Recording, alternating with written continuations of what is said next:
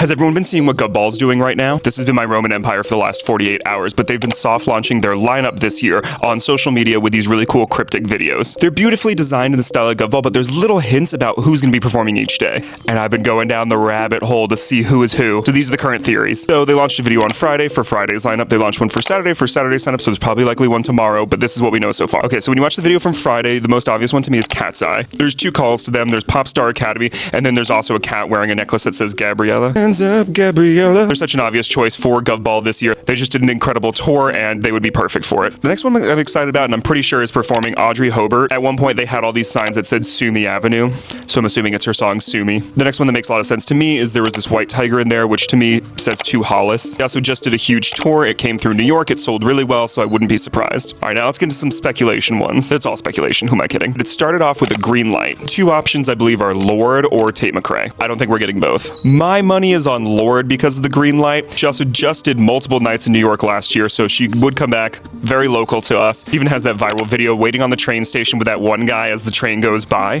which is very close to the venue of Govball. Last one I think they're going to announce for Friday is The Dare. At one point they show something that says What's Wrong with New York, which is literally the name of The Dare's 2024 album, so I think they're going to be here. Okay, so that's the Friday speculations, which I feel pretty good about. Saturday, there's a lot of questions. So the most obvious one is Blood Orange. At one point someone's holding a Blood Orange drink and then also has Chewing Gum, which is one of Blood Orange's #1 songs. But could Chewing Gum actually be a reference to Lorde? That's why I'm kind of leaving Lorde over Tate, but I would be happy with either. Next one I'm really excited for. Oh my god, I actually just got chills. I don't know if you can see that. So at one point it says Lonely Street on the subway, and I actually think that that is a reference to Stray Kids. Not only is it one of their songs, they just went on tour, they were just in New York City, there's a lot of hype around them, so I actually believe they would be perfect for day 2 of Govball. Now into the more speculation ones and what I'm thinking. So at one point they show their phone and there's a booster seat and they hit play on the music player.